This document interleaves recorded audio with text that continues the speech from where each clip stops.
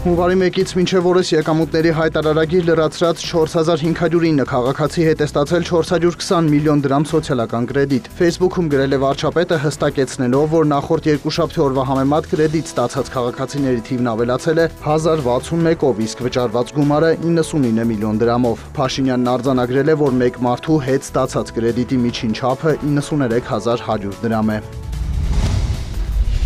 Պետությունը նախորդ տարի տնտեսական աճին նպաստել է նաև ուղղակի ձևով շինարարության ծավալների բարձր արդյունքներով 2024-ին բյուջեի հաշվին 182 միլիարդ 196 միլիոն դրամի շինարարություն է իրականացվել, ինչը 2023-ի ցուցանիշից ավելի է 14.8%-ով։ Պետբյուջեի հաշվին շինարարության առաջամարտիկ կառույցը տարածքային կառավարման և ենթակառուցվածքների նախարարությունն է, որը նախորդ տարի այս ուղղությամբ 118 միլիարդ դրամի ծախս է իրականացրել։ 500 եւ ավել կիլոմետրի ուրեմն ճանապարհաշինական աշխատանքներ են իրականացել, դրանք հիմնանորոգման եւ միջին նորոգման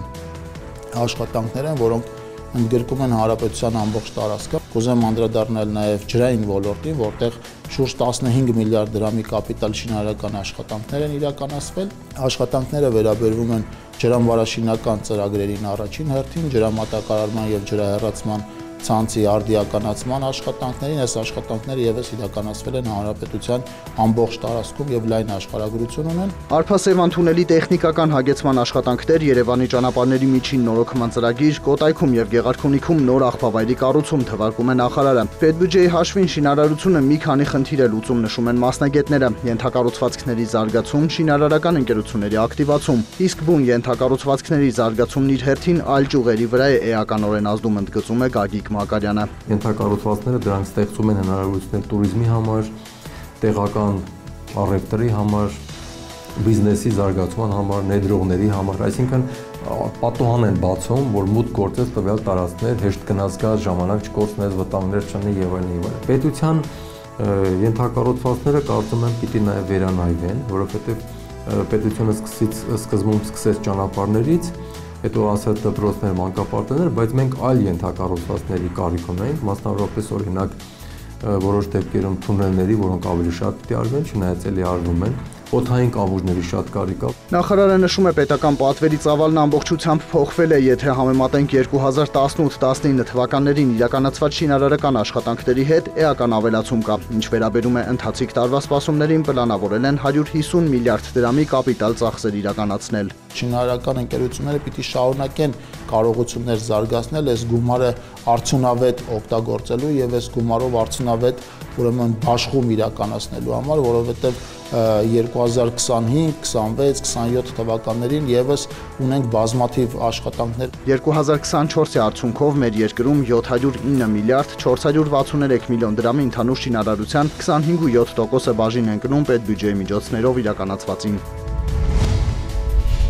Երևանի բակերում ու փողոցներում, կանաչապատում եւ շրջակա միջավայրի պահպանություն հողակի մասնագետները սկսել են ծառերն ազատել 4 ճյուղերից։ Սանիտարական հետ ենք մենք կատարում ամբողջ Երևանում, 1 ամի ժամանակում։ Հիմա կոնկրետ այստեղ մենք այդ կատարել ենք երևի 2-3 տարի առաջ։ Աշխատակիցները որոշ հասցեներ են գնում նաեւ բնակիչներից ստացած բողոք դիմումների հիման վրա։ Այսի կտրեք, Բարտին, ինչ ես հասեմ ստեղա։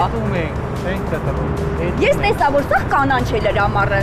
Սա կոչվում է սանիտարական հետ։ Հա, բայց դուք էսի մի հատ վերացեք, որ չգրի շենքը չարթվի։ Այս կանասարը սա է, սա չենք կարող կտրել։ Մենք կանասարը չենք կտրել։ Բարտին ասում է։ Ես դե բնակիչ եմ 20 տարվա արդեն։ Բարտին կենսունակ է պնդել են կանաչապատողները։ Ծառերը չեն էտում, որ մարդկանց բնակարանի լույսը կարգավորեն, սա բույսին առողջ պահող ֆիտոտեխնիկական ագրոմիջոցառում է մասնագետներին խանգարել, պետք չէ հորդորել է քաղաքի դենդրոլոգը։ 16 բակային գոտի միայն կենտրոն եւ Նոր Քմարաշ վարչական շրջաններում է մշակվելու։ Ամսվա իրենց պլանում կա նաեւ 22 հանրային տարածք եւ 2 փողոց։ Հետվող ծառերը հիմնականում 70%-ով թեղի են, մնացածը բարդի, հացենի, թխկի։ Եղանակի տաքացմանը զուգահեռ հողակի աշխատակիցները կկրկնապատկեն ուժերը աշխատանքները հասցնելու համար։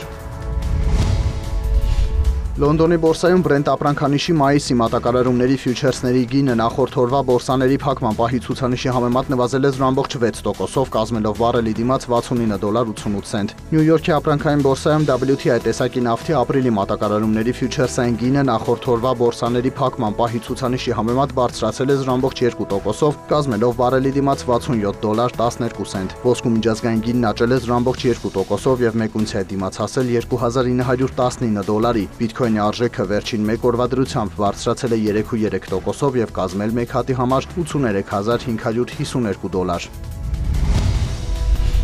Հայաստանի կենտրոնական բանկը տեղեկացրել է, որ մարտի 10-ի տվյալով ամերիկյան դոլարը միջինն արժեցել է 394 դրամ 73 լումա, եվրոպական արժույթի գինը կազմել է 428 դրամ 64 լումա, ռուսական ռուբլու արժեքը սահմանվել է 4 դրամ 47 լումա։